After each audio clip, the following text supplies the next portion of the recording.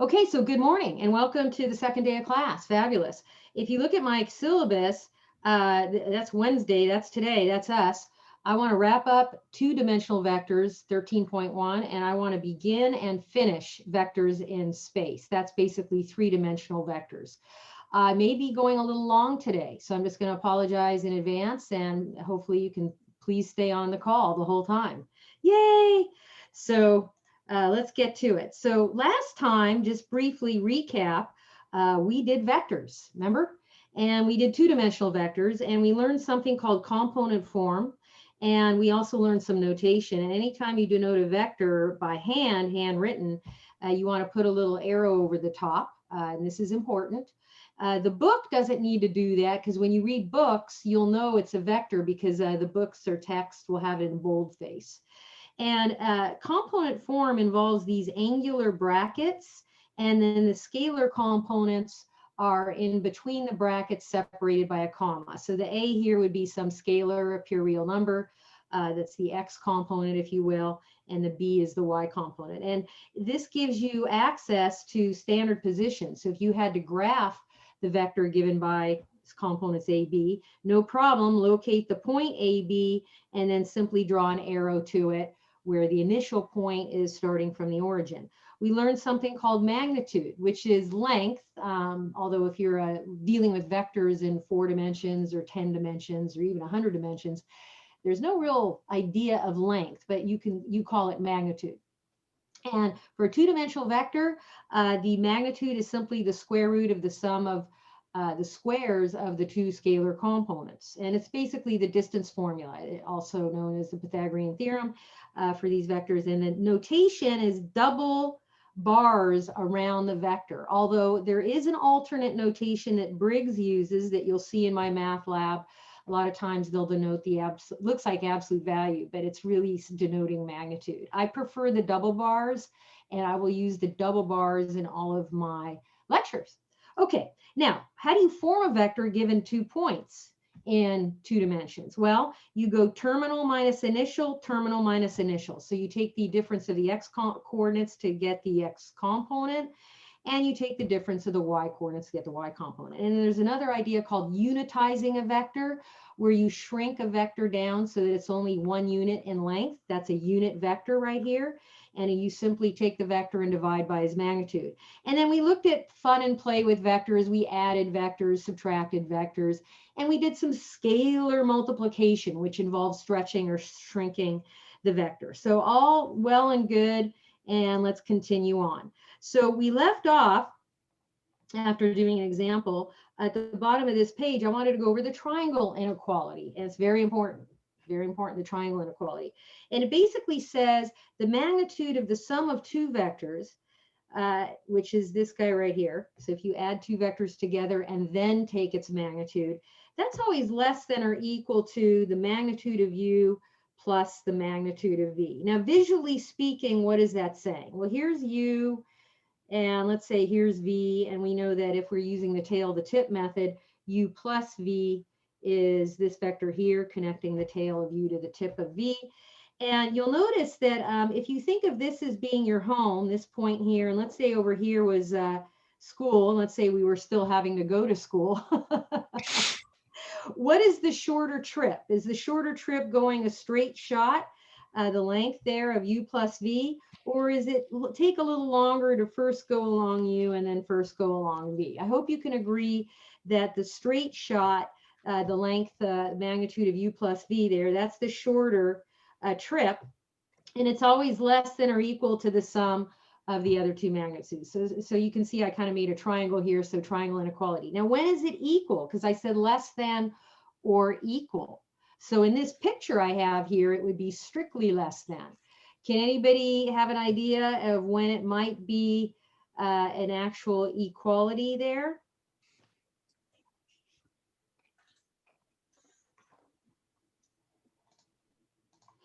Okay, so I claim that if u and v are parallel, they're pointing in the same direction, basically, and so here's, home plate and here's school. It's not even a triangle anymore. It's what we call the deformed or disfigured triangle. So if u and v are pointing in the same direction, then that means we'll get equality there. So we got not even a real triangle. Somebody squashed it. Okay, so what I'm going to do right now is this is a good time to play a little game. And I'd like you to whip out your phones, or if you want to open up a different browser tab, you can. I want you to log into Kahoot.it, Kahoot.it, www.kahoot.it. Can you guys do that for me? Log into this website.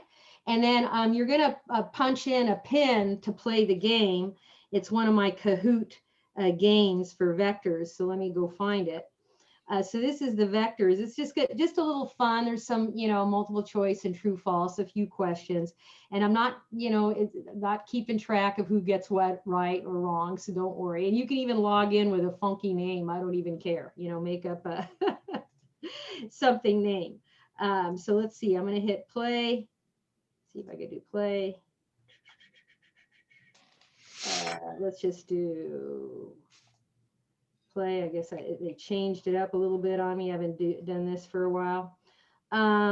Let's do classic.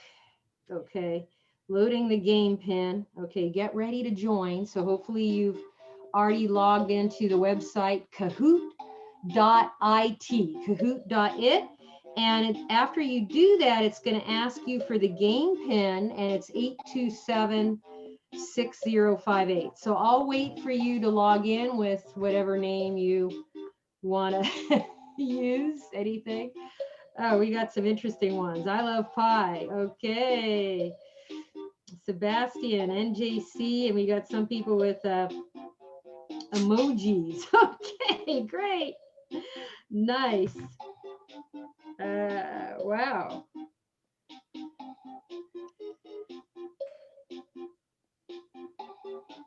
Okay, I don't know how many people we even have in the room here. Let me just check here. Okay, we have 12 people, so 11 besides me. So, okay, I think that's enough. So I'm going to start the game now, everybody. All right, get ready.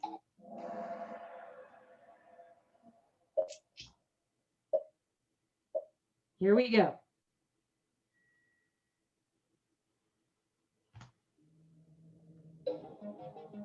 Which one of the following is false? Okay. Your choices are: I was in a flamenco dance troupe for a few years. I have 2 kids. I've been to Egypt, Greece, and Italy. And I'm certified in scuba diving. Go. What's false? Okay, so the correct answer is the false statement is that I have 2 kids. I don't have any kids. Okay, everything else is true about me. All right.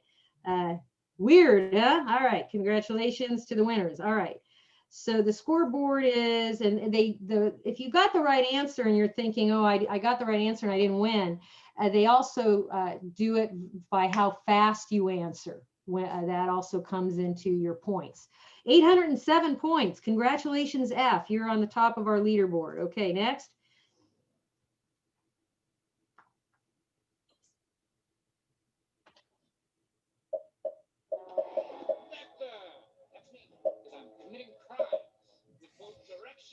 And magnitude. Oh yeah. Okay, magnitude and direction was the correct answer. Okay, those are the 2 properties of a vector, a length and where it's pointing. Okay, congratulations. Most of you got it right. Looks like F is still on top, and looks like Hannah's right behind. So congratulations. Let's keep going. Next up, there's 12 questions total. We got number 3 here.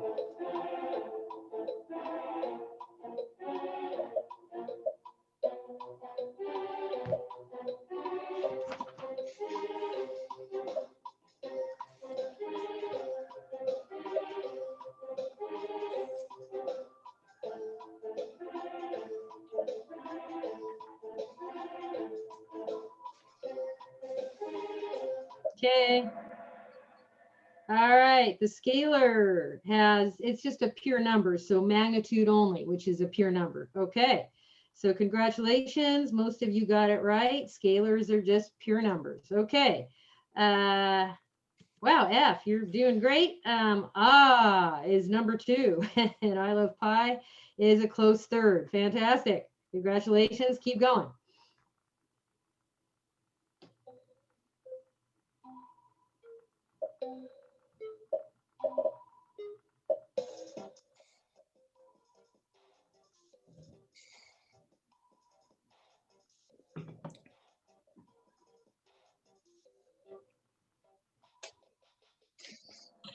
Okay, most of you got this right. So the big difference, excuse me, is direction is something that a vector has that a scalar does not. So let's see what we got here.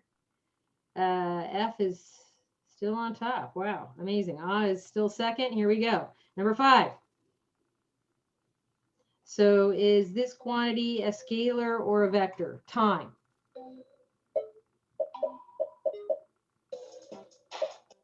Or neither.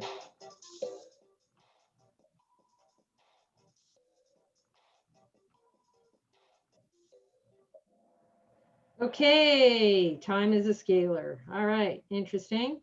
And what do we got here? Ooh, is number 1, and I Love Pie is number 2. Congratulations. Keep going. Number 6, is force a scalar or a vector? Gosh.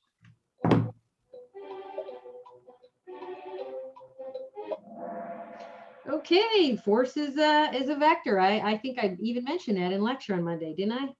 Yeah. Okay, what do we got here? Whoa, look who's on top. The 2 lips, an eyeball, and a flame. Whatever that means. Okay, they're number 1, and F is number 2. Roy Orbison is number 3.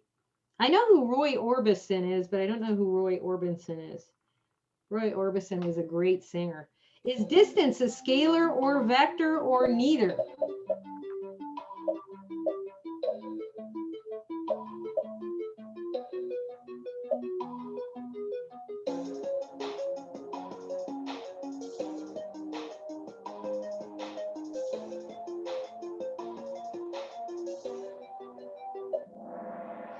Okay, distance is a scalar. Okay, what do we got? F is back on top, and we have a new second placer. Sebastian, congrats. Okay, number 8. Is temperature a scalar, vector, or neither?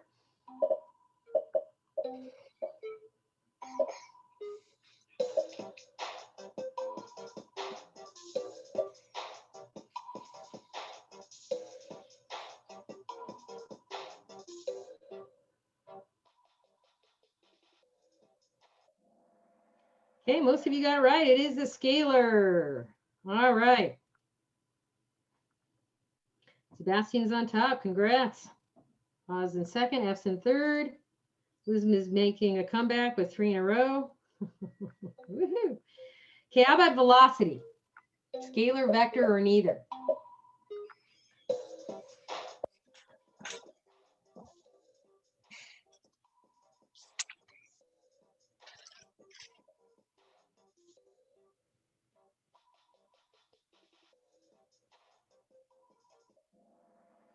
Yep, it is a vector. Velocity is a vector. Woohoo! Okay.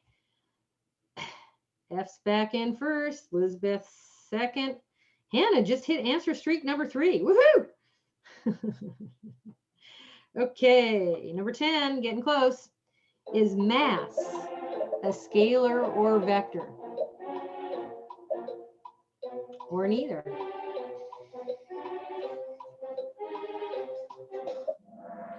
It is a scalar. Congrats.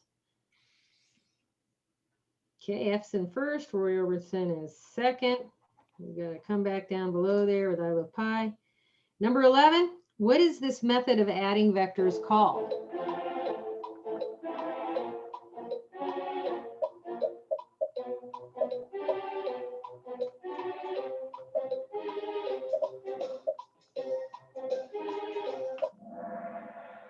Good, head to tail, tip to tail also, okay?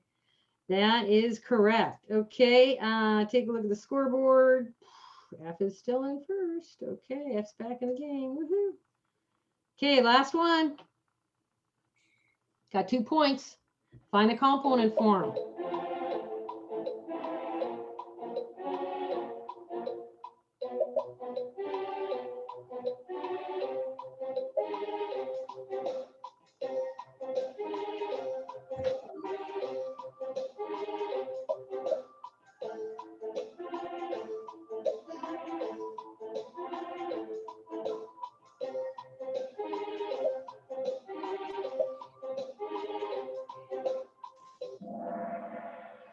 Okay, the correct answer was 0, -9. So why is that? Because you take the difference of the x coordinates rather, so 3 minus 3, and you always go terminal minus initial, so 3 minus 3 is 0 whether you go the wrong direction or not. But if you do terminal minus initial for the y component, -2 minus 7 is the correct order. -2 minus 7, terminal minus initial, and you get a -9 for the y component. And some of you got it right. Congrats. And let's see, our third place is Elizabeth. Yay!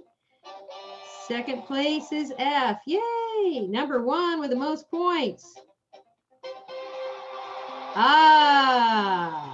Congrats to all. We've got some runners up down here, Roy Orbison and Sebastian. So thanks to everybody for playing the game. That was fun. Yeah, so I hope you enjoyed that little going off into seeing what vectors are about. Let's continue, and I do have a long lecture today for those of you who joined us a little bit late. Standard unit vectors. This is very important. You already know what a unit vector is. It's a vector that has a magnitude of what? What's a unit vector's magnitude? Quick. You can answer in the chat box too if you like. 1. 1. Yep, 1. Unit vector, magnitude of 1. So there's another way to write a vector besides component form. So you need to know both, because on your quizzes and exams, I may ask for one or the other, and it may even be given to you in the instructions as one or the other. So you want to get comfortable with both ways. So this, you have to have knowledge of what the standard unit vectors are. What are they? Well, one of them is the vector 1, 0, and the other one is the vector 0, 1. And these are called the standard unit vectors, and they have special names. The I vector is the one that's pointing in the positive x direction. So if you had to graph the I vector, you would simply find the point 1, 0, and then you would draw a vector over there. So this cute little vector, there's the I vector. I'm going to put a little hat on top of him. And J is the other standard unit vector. If you find the point 0, 1 and draw a vector to it, boom, there's the J hat vector right there. Now, it turns out these are really important because any vector in the plane here, 2 dimensions, can be written as a linear combo of the standard unit vectors. Write this down in your course reader. In other words, if somebody gave you the vector in component form, which looks like this, remember the angular brackets, component, oops, I'm writing something weird there, component form right here, you could basically resolve it into a linear combination.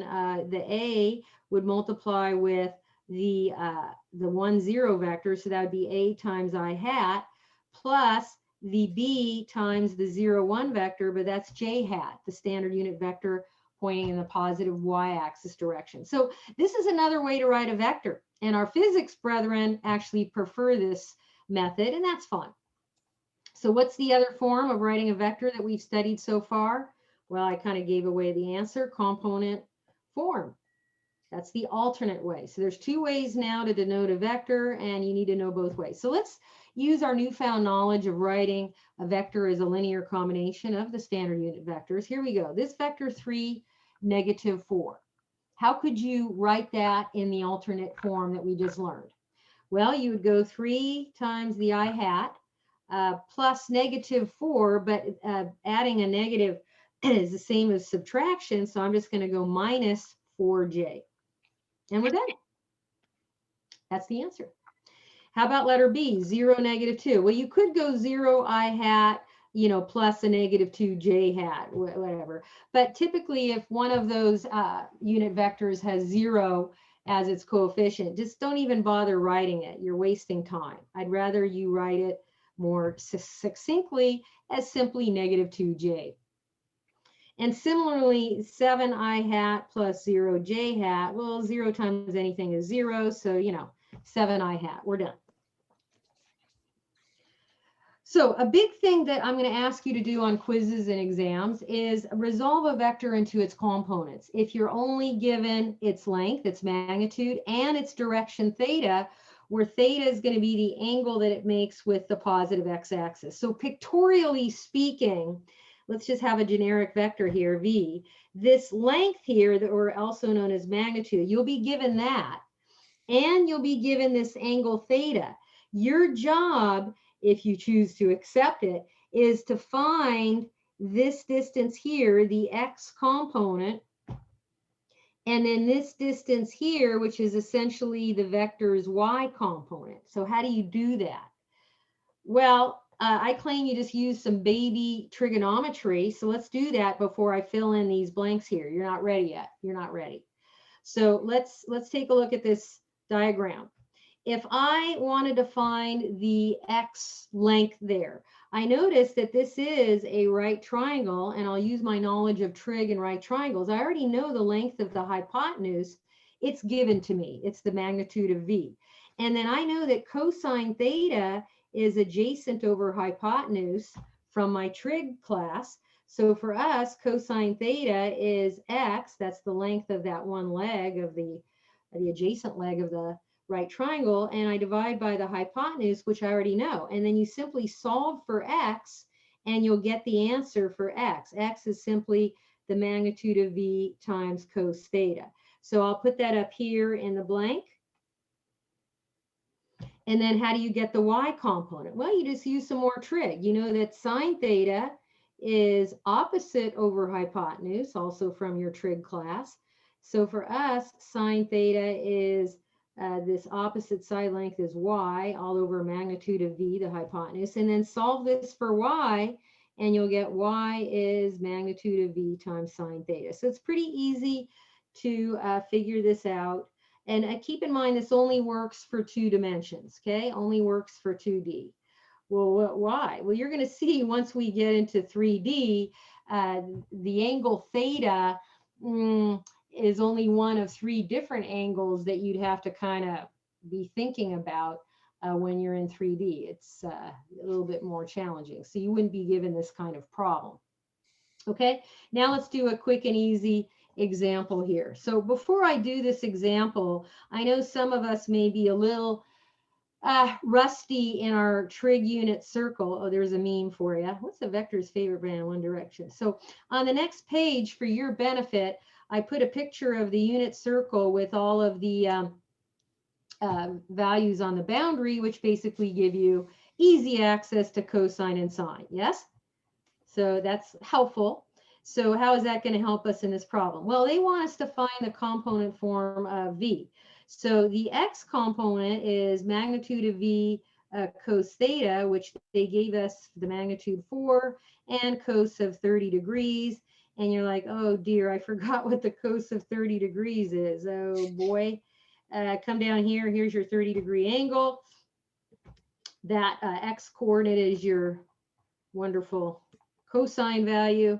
And so you're going to multiply 4 with square root of 3 over 2. Please reduce to lowest terms. Otherwise, I dock you a point every time you don't.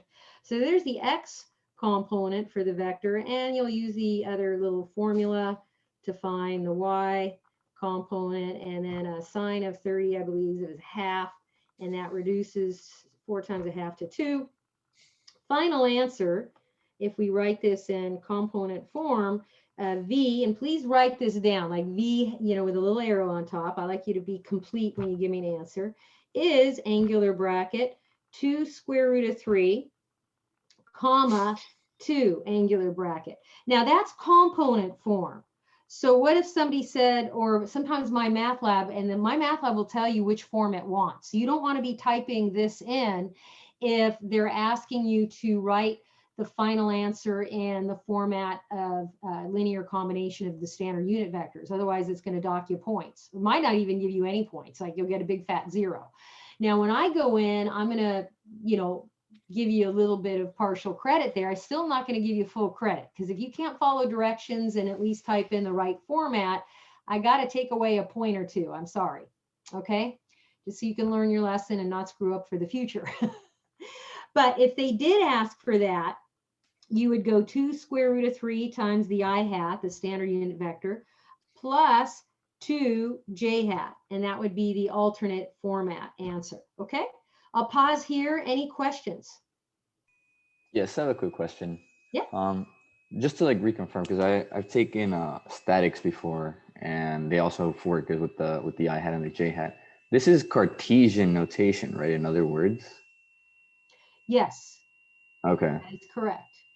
And I don't want to get into alternate coordinate systems right now. And you seem like you are a smart student and you got that. So we're going to not go there. And I don't want to bring that up right now. Okay. Thank you. We're going to stay in Cartesian for a long time. In fact, probably till April. So that's how we're going to roll. So any other questions? Yeah, sorry. When you're writing the answer, so you wrote the vector with the arrow on top, and then when it has the bars on the side, that means that's talking to the about the magnitude, right? That's not the vector. Yes, this is magnitude right here. Magnitude of V, correct. Does that help? Yes, thank you. Okay. So briefly, I just want to talk about students mixing and matching. And you do this and I take away a lot of points. Like I've seen students, let's just say you had a vector, let's just say, in component form, it really should be, as an example, 7, -13, okay? And let's say somebody said, rewrite it as a linear combination of the standard unit vectors. I've seen people do stuff like this. They'll put angular brackets like this, and they'll go like this. Do you see what I'm doing wrong here? This is meaningless. You're mixing and matching 2 different formats. If you do that, I'm going to take away a lot more than 1 or 2 points. Okay? When I see really yucky notation. You don't put I and J in your component form with the angular brackets. Don't mix and match and blend these. Make a distinction in your brain to get it right. I've also seen people, they have the right answer on their paper. They'll go 7 I hat minus 13 j hat, which is the correct linear combination format. And then they'll go, I'll put brackets around it for fun. Ha ha ha ha, he he he he. And I'm going to go minus 1,000,000 points. What are you doing? You don't put the brackets around your linear combination format. Okay, again, don't mix and match your formats. Have the distinction. If you're using the component form here, you don't have any I or J in there, and there's no plus signs or anything. You have a comma separating the 2 scalars. If you're using the linear combo format, there's no commas and there's no angular brackets. Okay, so just want to point that out because I've been teaching this class for a long time, and I see that happen a lot when students are still trying to get the proper notation. So, that's not good. All right, so now it's your turn. I'm going to put you in breakout rooms, but not for very long. So hurry up. So you and your buddy are going to go do this problem. You and a buddy are going to do example 6 right now. Okay, so let's see, what do I have here? I'll do 6 breakout rooms. When I open the breakout room, I'm going to ask you to do 2 things. Number 1, please turn your microphone on. If you don't have a microphone, I'm going to request 2 things for this course. Buy one, or log in with your phone at the same time you're Zooming with us so you can at least talk to your buddy, okay? So please start doing that ASAP. All right, I'm going to create the rooms. I'm going to open the rooms. See you later. I'll come and check on you.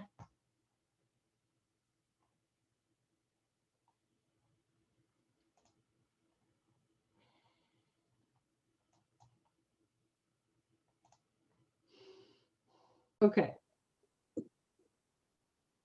Okay, so welcome back, everybody. I'm hoping that this was pretty straightforward. And so your x component is just going to be the magnitude of w this time times cos of 5 pi thirds, the angle there. And so they did tell you the magnitude was 8. So I guess you're going to go 8 times.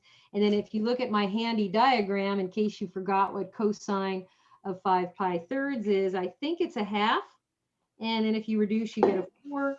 And then the y component will be 8 sine of 5 pi thirds. Uh-oh, what the heck is sine of 5 pi thirds? Oh, I think it's a negative square root of 3 halves. Yeah. And then reducing, we get negative 4 square root of 3. So your final answer, you want to write w is equal to, and they're telling you component form right there. So that is telling me, aha, angular brackets and commas and everything. Now, if they didn't specify, ooh, I got to mute you guys because I can hear people making breakfast over there. Yikes. If they didn't specify what format, then it's kind of, free for all. You can just give any format that you like, and I'll give you full credit. But if they do specify, try to pay attention to what they want. Okay, any questions on this? Now notice I'm asking for exact answers. So that means no decimals. So don't go into your calculator and punch up what negative 4 times square root of 3 is, and then give me some decimal result. That's actually an approximation, not an exact answer. This is exact answer right here. Negative 4 square root of 3. That's the exact number right there. Okay, now let's do a going backwards problem. What do you mean we're going backwards now? Sort of. Like, what if instead of given a magnitude and a direction, and you have to go find the x and y components, we're going to go backwards. So the idea is you're going to be given the x and y components, and you have to find the magnitude, and you have to find the direction. Now, I'm hoping you already know how to find the magnitude, because we went over that in last lecture, okay? That's just going to be the square root of the sum of the squares of the components, but I didn't go over direction. So pay attention, because there's a little bit more trig involved here. Yep. So you're going to be given a vector and the components, and it might be given in component form, or it might be given as some linear combination of the standard unit vectors. Either way. So you already know magnitude. That's that cute formula right there. But to get your direction theta, you're going to use this formula. Now, why is that? So let me just show you real quick with a trig. Let's say you were given a vector here, and you got the x, and you got the y. And if you think of this right triangle here, whoo, there it is. And you want to get the hypotenuse. And you already know that that's the magnitude of v, and that's the square root of x squared plus y squared. Fine. But then how do you get this angle, theta? You know what y and x are. And so you use your knowledge of trig that says, oh, sometimes my PDF acts weird. And that tells you what trig function can you think of that involves the opposite and the adjacent side lengths of a right triangle? Anybody know off the top of their head? Tangent? Yeah. Tangent, good. Tangent theta is equal to opposite over adjacent. And so for us, tangent theta is equal to y over x. And then if you take tangent inverse of both sides, you're going to get that theta is arctan or inverse tangent of y over x. Now you have to be careful. This may not work correctly if you're in a quadrant that's not in the range of arctan. So let me remind you something from Calc 2, and maybe you forgot, but it's super important. In fact, my Calc 2 students are going to be learning it today. The range of the tangent inverse function is negative pi halves to positive pi halves. So that is, it's only valid for angles that live in either quadrant 1 or quadrant 4. So if your vector has a tip that's either in quadrant 1 or say this vector is in quadrant 4, this formula works perfectly well. Use it as is. You're good, no worries. However, if your vector has its tip over here, I'll call this, what did I call this? P, I don't know. you can see that this angle here is not going to be an angle that lies between negative pi halves and positive pi halves. So what the heck are you going to do? You'll still use your calculator and with the arctan function do arctan y over x, but you're going to add 180 degrees or pi radians if you're in quadrants 2 or 3. So let's do some examples where both of these situations occur. Take a look at this vector here with components 1, 2. Now, if you were to graph this vector, which quadrant is his tip live in? The first quadrant. Good, good. And how did you know that? Because it's pod 1. Mm-hmm. Okay. So, sorry, I'm going to have to. This is the one problem that I have with the Microsoft Surface Pro. Did I mention that I'm trying to get a new laptop? Yeah. Not these Surface Pros. If you guys have a Surface Pro, I feel sorry for you because I feel sorry for me. It's got issues. I think it's because I didn't get enough RAM, and I'm paying a hefty price for lack of RAM. Bummer.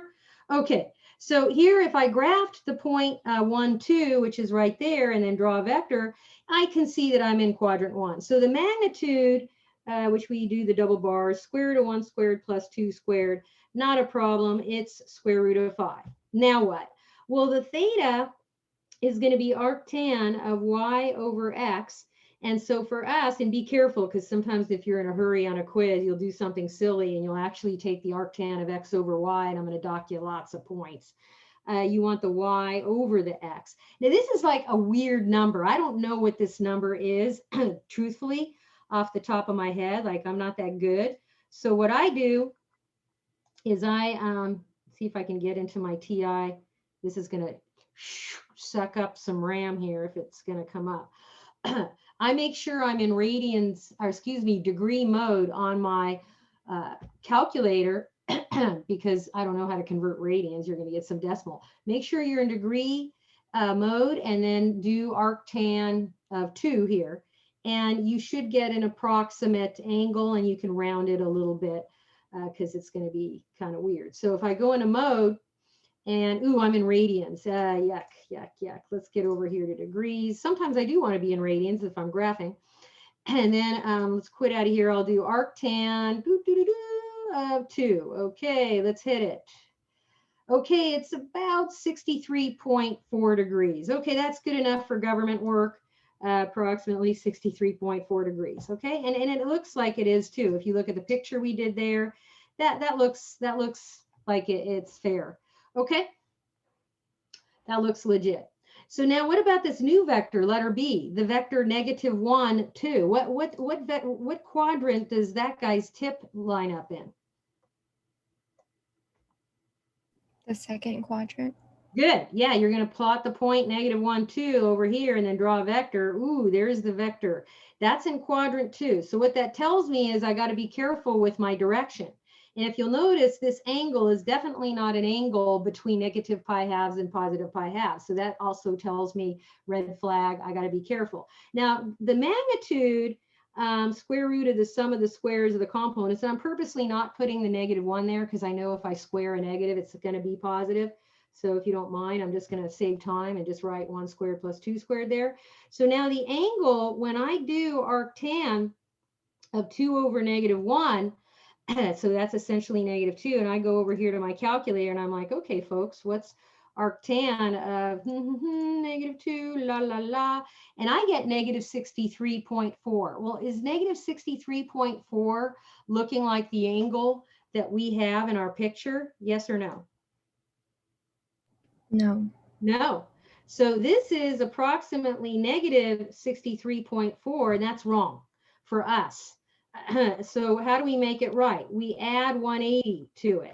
And because over here is where you're -63, you need to go a half of a revolution there to get you to the correct angle for this vector. So you're just going to go, all right, plus 180. Here we go. And I get about 116.6. That's good enough for government work. And so that's going to be my direction, 116.6 degrees. Okay, questions?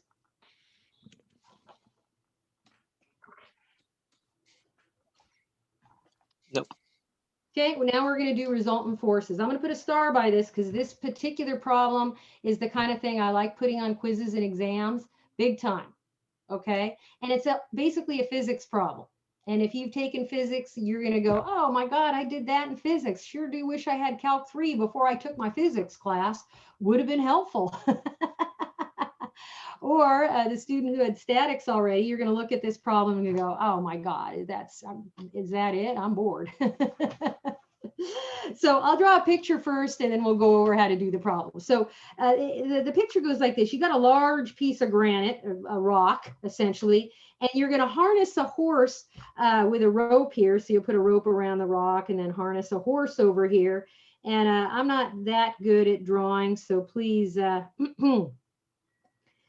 stay with me here for my poor horse.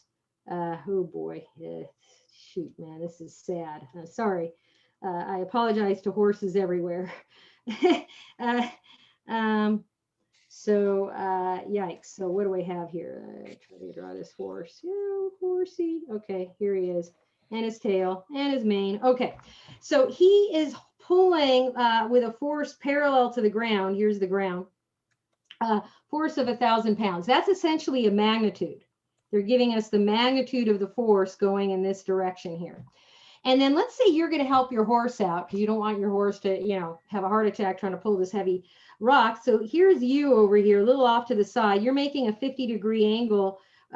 Your rope is with the horse's rope, and you're trying to pull also, but you're not as strong, and so you're only pulling with a force of 200 pounds. Okay, so if the rock had feelings, which it doesn't, the question is, what would be the resultant force that the rock is feeling? Like, what is it being pulled? And we're going to give both the magnitude and direction of that resultant force. Now, what we're going to do when you have one of these force diagrams in physics, you have to be the boss, and you want to play the game like a smart rat. You want to overlay a coordinate system. And for the gentleman who asked me about the coordinate system, we're going to do Cartesian, okay? We're going to overlay the Cartesian coordinate system on top of this horse and the rock, and you want to pick your origin in a smart spot, not in a area that's going to be harsh. I'm going to choose my origin right there. And then when I actually draw this up without the horsey and without me, the horse's force is going to be of length 1,000, and we'll call it F1. And this point right here would be the point 1,000 because it's flat on the ground essentially. And then with a 50-degree angle here, this force here, I'll call it F2, is the force from you pulling on your rope. And so here's the deal. You know this length here. It's the magnitude of F1, which is 1,000 pounds. And you know the length over here, that's the magnitude of F2, because they told us it's 200 pounds. And so the question is, how do you get the resultant force? So we're going to use a lot of the knowledge that I've talked about in the last half hour, okay? We're going to resolve both of these vectors into component form. And then once we have that, we'll just use our Monday knowledge of adding the two vectors together to get the resultant force.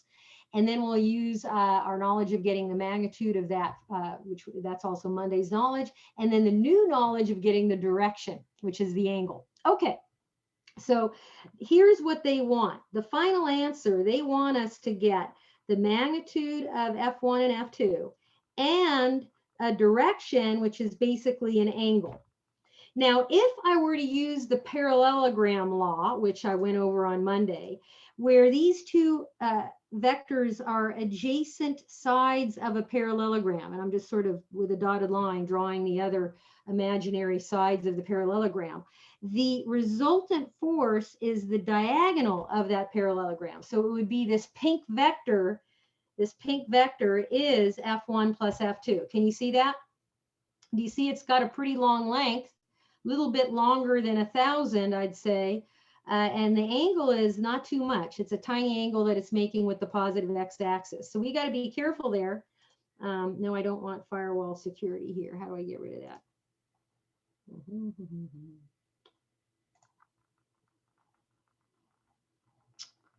Okay. Okay. So what we're going to do is we're going to look at F1. And let me get out of pink. That's too light of a color. And if you notice that F1 is making a 0 degree angle with the positive x-axis. So if we go, all right, his component, his x component is going to be 1,000 times cosine 0 degrees. 1,000 is magnitude, and 1,000 sine of 0 degrees will be his y component. And knowing what you know about sine and cosine of 0, this is a 1 and this is a 0, so this is going to be 1,000 comma 0. And I hope you can agree it looks like that would be the case. Now the F2, you have enough information to get the component form. You go magnitude times cos of 50 degrees and the magnitude 200 times sine of 50 degrees. And yes, please use your calculator because these are going to be kind of yucky decimals. And now it's okay to kind of go into the decimal world, and I'm gonna keep a lot of decimal places until the very end. You don't want to round your decimals too early, because then it'll propagate the error to the end and your error will get more and more off. So have 4, 5, 6 decimal places. I'll use 4 for now to get a little bit more accuracy. Now what? Well, F1 plus F2, folks, we did this on Monday, not a problem. You're going to get a resultant vector. You're going to just add the x's together, the x components, to get the new x component. And then you're going to add the y components, all righty. And then, you know, you'll get the vector. Oh, man. This is the resultant vector. I know the components are kind of weird decimals. And I'll give you partial credit if you make it this far. I'll give you like half credit. I'll give you 5 points out of 10. Now what? You got to answer the question. They want something. They want the magnitude of this guy and the direction. So let's do the magnitude first. And you do have to use your calculator here because you don't want to guess what this is. That would be bad. And it does take a little bit of action here to type this in your calculator with all the, you want to put parentheses around the entire radicand. Otherwise you'll get an answer that's not right. And then you're going to get all mad at me. Well, I knew what I was doing. I put it right on my paper. And I'll go, oh, okay, I'll give you 1 point for writing it correctly on your paper. But you also got to know how to type stuff in your calculator. Now I get approximately, I'm going to round this to the nearest whole pound. And to be careful, my math lab might want a certain number of decimal places. So follow directions, okay? Read what it says. I'm just going to round it to the nearest whole pound just because I'm getting a little lazy here. 1,100 pounds. Does that make sense? That the rock is feeling 1,100 pounds, you know, as the horse and the person pull together. And it looks like, yeah, that magnitude, it is a little bit bigger than 1,000. So this, I'll buy it. This makes sense. That looks like it's a pretty good estimate. And now what about the theta, the direction? So direction is the theta, and you want to use this brand new formula we just learned, arctan of y over x. Be careful you don't do this upside down. You don't want arctan of x over y because that's going to get you a completely wrong answer. So the y is 153.208, oops, 9, yeah, sorry, divided by 1028.5575. Punch that up in your calculator, and I'm going to round to the nearest whole degree, but my math lab might ask for, you know, 1 decimal place or whatever. And it's about 8 degrees. And that, if you look at our little picture here, it's definitely less than 50 degrees. It makes sense. And I'll buy it. Okay, and that's it. I'm done with the whole problem. And there you go. There's your mini physics lesson for the day. So vectors are very useful, and our physics folks use vectors all the time. So that's one application of vectors. There's so many more, but this is a nice application that gives a little relevance to why you want to learn vectors and magnitude. Questions? Could you scroll down a bit? I didn't get Sure. the problem. No problem. Yep. So if I were to box my answers, and if you box your answers on your handwritten work, it warms my heart. Please do. Those are the directions. I know sometimes people get a little bit, you know, when they're trying to do their quiz, but if you can box your answers, it'd be super helpful. Okay, I'm going to move on. Let's do another physics problem that also involves force diagrams, but it's got a slightly different flavor than the previous problem, which is why I have it in lecture. So it is different. Very different. Don't look at these two problems and go, oh, they're pretty much the same, huh? I'm going to go, you missed the boat there, dear. Drink some more tea or coffee. Focus up. So this is what's known as a static equilibrium problem, which is different from the horse problem. The horse problem, you had a couple vectors, you added them together, boom, you got a resultant vector. That was it. A static equilibrium problem, and this is classic physics, is where you're going to be given more than one force, 2, 3, or maybe even a whole bunch more than 2 or 3. And the idea is nothing is moving. The static means not moving. Okay, not moving. In the previous problem, the horse and you were tugging on the rock, and there could be some movement if you were able to pull the rock a little bit. This is no movement at all, and the idea is the sum of all the forces should add up to the zero force. That's static equilibrium. So sum of all the forces acting on the object is 0, and that includes torques and rotational forces, which we're not going to consider in this class. We're going to keep it very simple. So take a look at this little picture, and if you can imagine, you got a couple cables here, and those cables have some tension in them because they have to hold up that 500-pound weight without breaking. Let's hope they don't break. So our job is to find the tension in the pounds in both of those cables. And you're given some angles here, but be careful, those angles are not angles that are, say, a direction angle where you're trying to have it related to the positive x-axis. So I claim there's 3 forces in this force diagram that we're looking at. You've got this force right here that's in cable 2, and I'll call that U. And then you have this other force over here in cable 1, that we'll call that V. And then you have this force here, the force due to the weight of 500 pounds, and I'll just call that F. Here's what has to be true because of static equilibrium, because everything's static and it's not moving. This, I can write this down because they told me it's okay to write it down. This has to be true. U plus V plus F had better be equal to the 0 vector because nothing's moving. Static equilibrium. That has to be true. Well, I don't have any component form of anything here, the U, V, or F, so we are also going to try to first resolve all 3 of these vectors into the component form and then add them together and set it equal to the 0 vector. Now the 0 vector, and we're working in 2 dimensions, looks like that.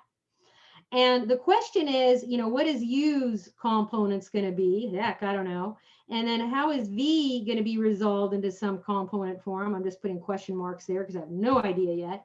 And then how is F going to be resolved into component form? If we knew those, we could just add that whole left-hand side together.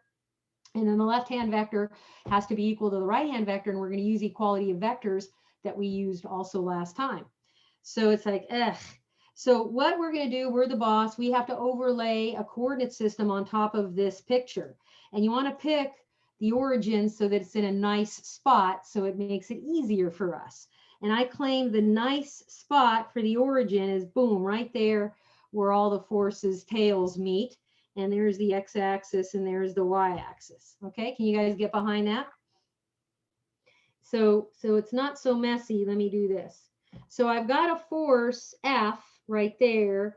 I've got U over here and I've got V there. Now the question is, the angles that I need are this angle here that U is making with the positive x-axis. I need this angle here that V is making with the positive x-axis. And I could get this angle all the way here, or it's okay to work with negative angles. You know, you did trig. This angle here, which I hope you could agree is negative 90 degrees because it's kind of obvious because the force is going straight down due to gravity. Yep, that weight of that weight straight down. So let's take a look at how we get some of these vectors. So I claim that F, they gave us the magnitude, it's 500, and the component form would be 500 cos of negative 90 degrees, comma 500 times sine of negative 90 degrees. And cos of negative pi halves is 0, so that's going to be a big old 0 there. And this is a -1, and -1 times 500 is -500. So folks, good news. We have one of the vectors resolved in a component form. Yay, success, woohoo! And how do we get u and v? Well, this is the tricky part, because we do not know the tension or the force that u and v are withstanding in order to make sure they hold up that horrible weight. Those are unknown. So here's the claim. The magnitude of u and the magnitude of v are unknown. In fact, if we find those two magnitudes, we're done, because that's actually what they're asking us to find. Ha ha. So that is the unknown. Oops, I gotta go down here. Woo. That's our unknown. Those are the unknowns. Now, we can, using some geometry, get the angles. So hopefully you remember some geometry. I know some of you may have been a while since you took geometry. Yikes. But the idea is, here's a, oh, Microsoft, please.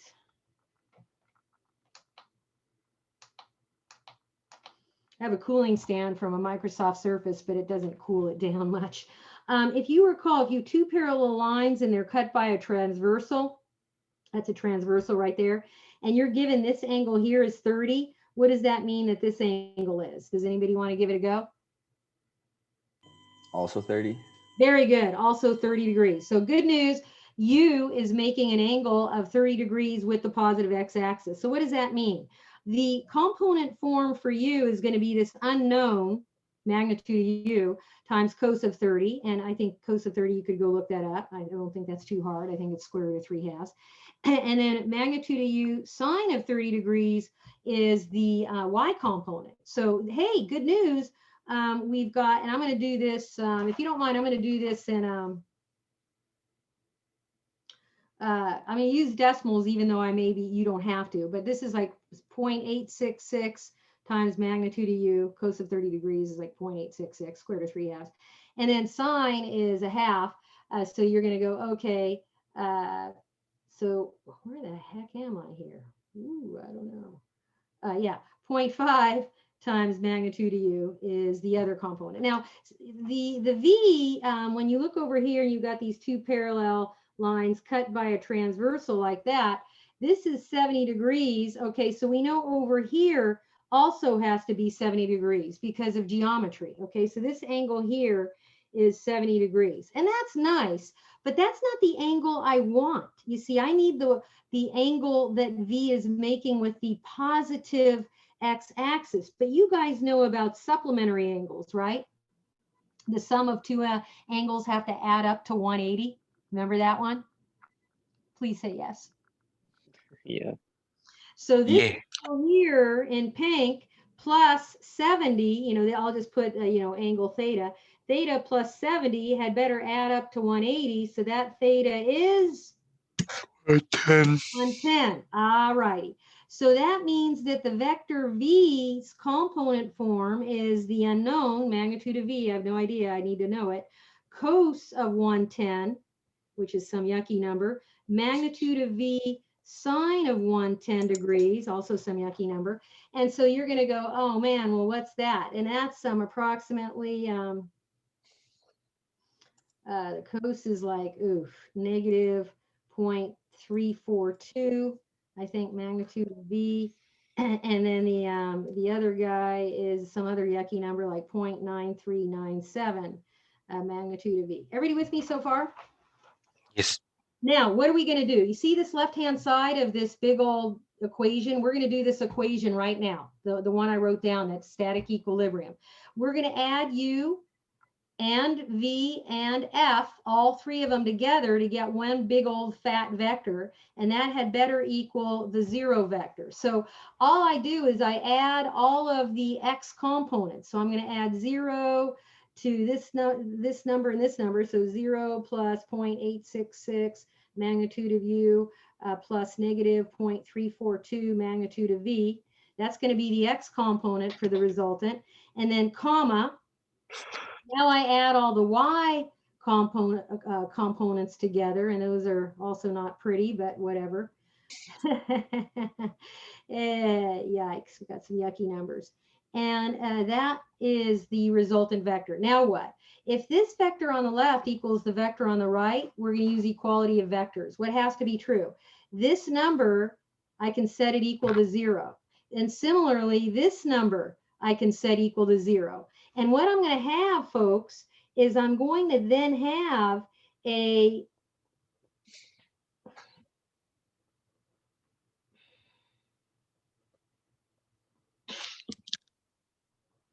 two equations and two unknowns. And I'm going to rearrange this where I put the negative 500 on the right-hand side. So I'll add 500 to both sides. So it's just a little easier to look at. That's all.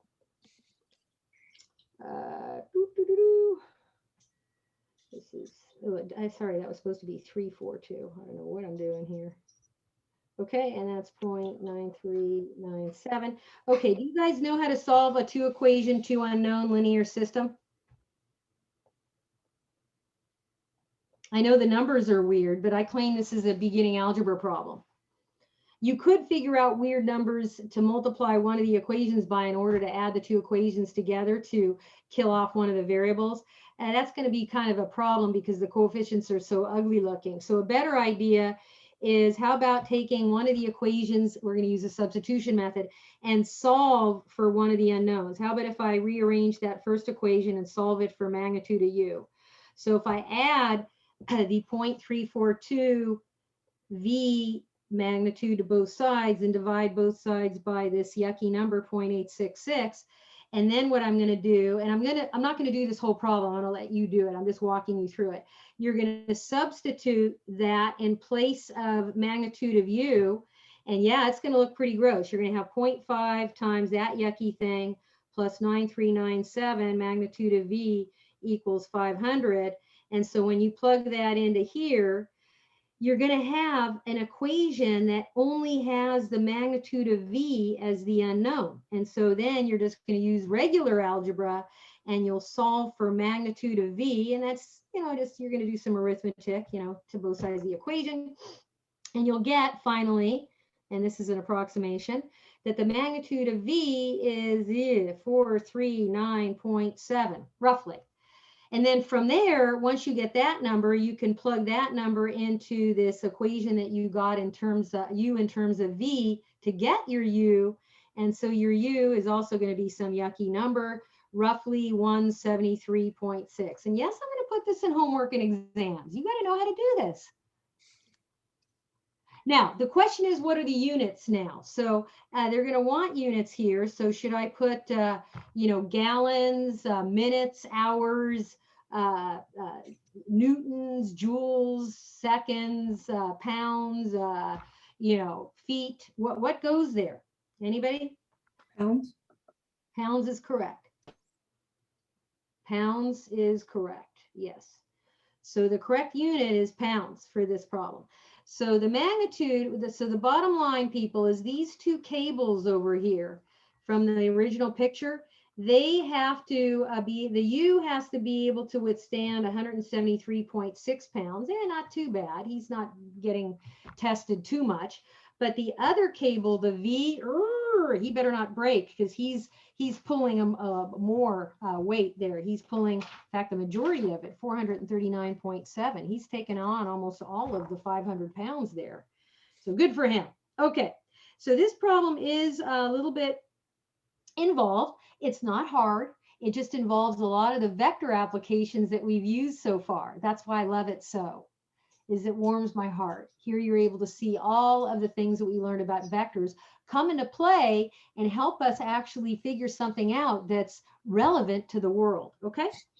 I am officially done with 13.1. We're now going to get into 13.2, okay?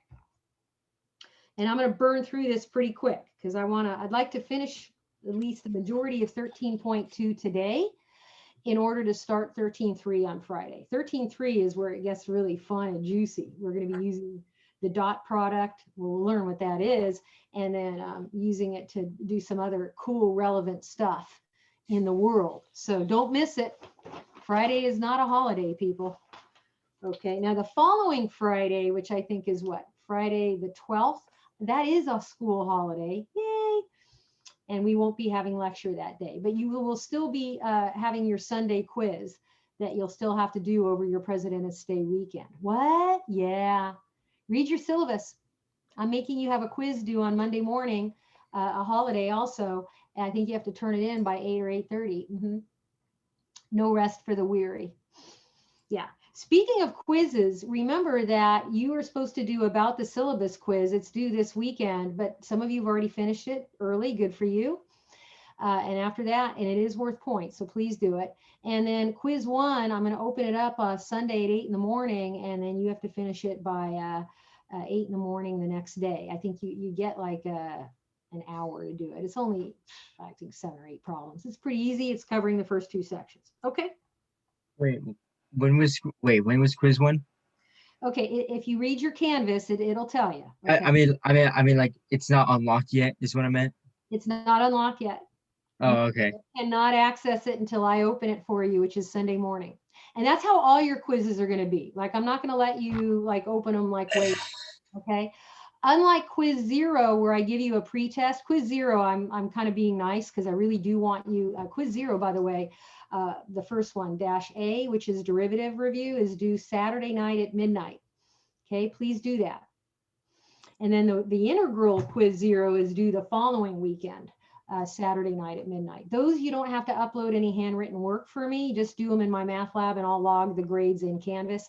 But every week when you do a quiz, not quiz 0, but quiz 1, quiz 2, quiz 3, you won't see it until Sunday morning at 8. And you have until Monday morning at 8 to complete. And then I think I give you until like, I forget, 8:15 or something to upload your handwritten work. Please upload your handwritten work the minute you're done with your quiz. For example, and I am going to let you have 2 attempts on the quizzes, okay? So let's say you took quiz 1 the first time at 10 in the morning on Sunday. And let's say you did kind of yucky. I'm just going to make something up. Let's say you got 60%. You're like, dang, I can do better than that. Study, study, study. And then later that day, let's say at 6 o'clock, you take it again. That's the last time you can take it. And let's say, hopefully your score does improve. Yay, success. You immediately upload your handwritten work within 15 minutes of finishing your My Math Lab. Even though the submission portal is open until the next morning, if you wait and sit on your handwritten work, having finished it the night before, I'm not going to grade it. You'll get a 0. Wait a minute, I got a good grade on the My Math Lab. I'll go, that's nice. Don't count. So do it immediately. Okay, this is just to keep the academic integrity somewhat intact. Okay, let's continue. This is section 13.2 we're starting now. This is talking about the rectangular coordinate system and vectors in space. Now remember the word plane? What did it mean? Not a jet plane. What does it mean in this class? 2 dimensions. It means 2D. Anytime you hear blah, blah, blah, blah, blah in the plane, immediately start thinking 2 dimensions. If you hear the word space, it doesn't mean like, ooh, outer space. Oh, there's Mars, there's Venus, no. This is automatically going to mean from now on 3 dimensions, okay? So when we're doing vectors in space, that's just a fancy way of saying 3-dimensional vectors, okay? So 3-dimensional vectors, we're going to work in 3D, and here's the deal. The x-axis is going to be pointing to the left in our textbook as well as my lectures. The y-axis is going to be pointing a little bit to the right as if it's coming out of the page, and the z-axis is going to be going straight up. This is different from the physics folks. If you're taking a physics class, you'll notice that they have like x, y, and like z coming out of the page like that. And if I see you draw something, because I will ask you to draw things, not a whole bunch of stuff, but if I see you using the physics orientation of the axes, I'm not going to give you any credit. So do it this way. Okay. In 3D, you do not have quadrants. You have something called octants, and there are 8 of them. Octal means 8 of them. But I don't know where all 8 of them are. I do know where all the 4 quadrants are located, but I couldn't tell you where the octants are. So why are you teaching it to us? Because you do need to know where the first octant is, because a lot of times we'll be working in the first octant. Not always, but a lot of times. And the first octant is where X, Y, and Z are all positive. So there's sort of this area here that's coming out of my page where all the X, Y, and Z coordinates are positive. So when you're denoting a point in 3D, you use an ordered triple, and not an ordered pair. Ordered pairs you use when you're working in 2D. Great. So here's some cool little diagrams of using the correct notation for here's a point 345, and then to get to the point 345, you go 3 in the X direction, and then you travel parallel to the Y-axis and go 4 units, and then you travel parallel to the Z-axis straight up 5 units, and you're able to locate your point. Okay. Going straight from 0, 0 to 3, 4, 5, it kind of looks like you're the diagonal of a box, a rectangular box. Okay, now let's do some fun with 3 dimensions. In 2D, I hope you recall when you were taking an algebra class here in 2D and somebody said, hey, there's a point P and there's a point Q. Do you know how to get the distance between the 2 points? If somebody gave you the coordinates, I hope you are able to say yes, right? Yes. D is going to be a big old square root, and you're going to take the difference of the X coordinates and square it, and then add that to the difference of the Y coordinates and square it. Boom. That's called the distance formula. Yay. Well, the distance formula in 3D is almost the same. Really? Yeah, you're just going to add the extra term under the radical. So if you have your ordered triples now, yay, you're still going to take the difference of the X's and square it, add that to the difference of the Y's, square it, but now you're going to add it to the difference of the Z's and square it, and that'll give you a big old distance. Midpoint formula, how do you do that? Well, the midpoint, is just, exactly halfway between 2 points. And so exactly halfway between 2 points in 3D, you want to take basically the average of the X coordinates, the Y coordinates, and the Z coordinates. You guys know how to take the average of 2 test scores, right? Add them together, divide by 2. That's what you're going to do to get the X coordinate of the midpoint. Take the average of the X coordinates, add them together, divide by 2 for the Y coordinates, add them together and divide by 2 for the Z coordinates. Boom, there's your midpoint. Yay! Another formula, standard equation for a sphere. So let's go back to 2D for a moment, because spheres are basically 3D analogs of circles. So back over here, when you worked with circles back in your old days, say, where you had a center point x1, y1, and somebody gave you some radius r, I hope you remember that the circle formula from a pre-calc or maybe an algebra class. Do you guys remember the circle standard form, standard equation? Sphere, very similar. If they give you the center point of a sphere, it kind of looks like a ball, I guess. It's a hollow ball. So there's your center point, and they gave you some radius. You're going to take x minus a, quantity squared, plus y minus b, quantity squared, plus c minus c, quantity squared is equal to r squared. So it looks like a circle standard equation with an extra term in there. Okay, now let's do some fun with spheres. And then we'll do fun facts for vectors in space, and then I'll finish up. I may go to 10 o'clock today. Just keep rolling.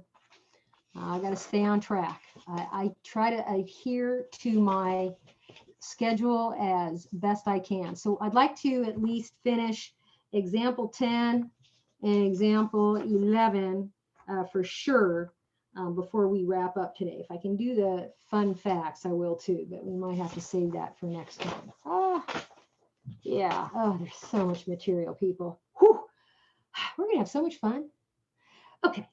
So you did a problem like this in your algebra or pre-calc class, trust me, where they gave you a circle equation and they said, hey, get the equation into standard form so you can identify what the center is and what the radius is.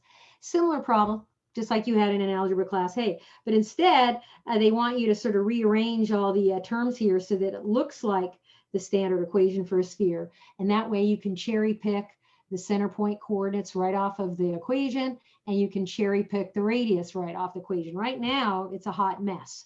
So I claim you're going to need to complete the square 3 times. So what I'm going to do is I'm going to put the X terms next to each other and then leave a space.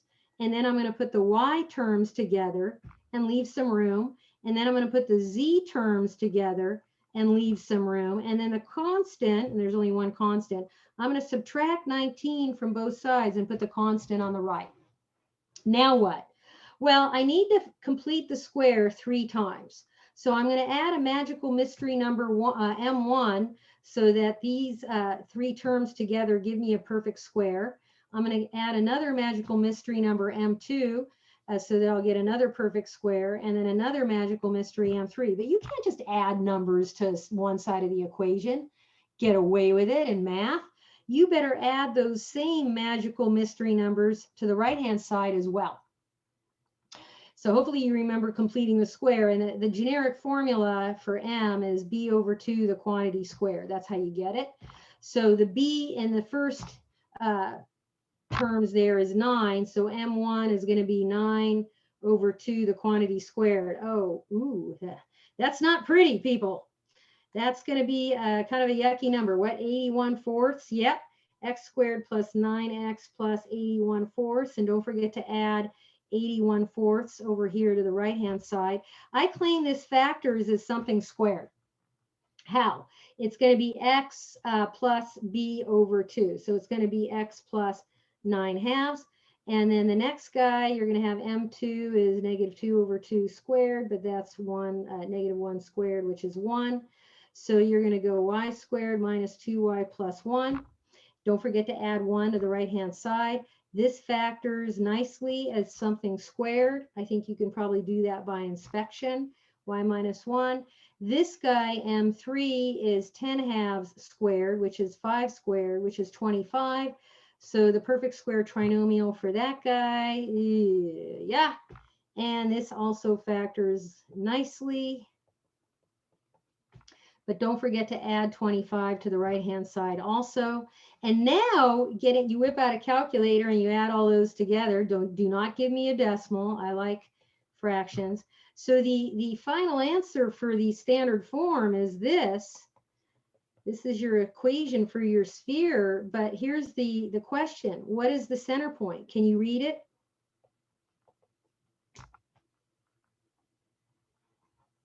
Anybody still there? Is it 9/2 -1/5? Okay, you're close. Does anybody want to? It's the same bit. Instead it's -9/2, +1, -5. Correct. Why? Is the formula the standard formula? You have Yeah. to do the negatives. Yeah, your A, B, and C are a number that's sitting next to the minus sign. So these pluses, you have to kind of in your mind imagine you're rewriting it as x minus 9/2, okay? And minus 9/2 is the x coordinate of your center. Similarly here, z minus a -5, okay? And how about your radius?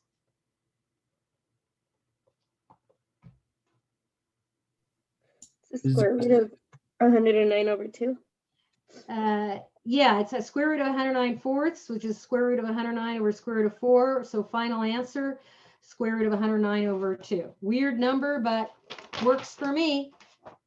Okay, I want to do one more problem and then I'm going to set you free. Yeah, we're going to keep going. If you need to leave, go, but you know, I'm going to wrap it up. So let's do this last problem, which I love putting on quizzes and exams. Hint, hint. I love this problem because it's a triple whammy.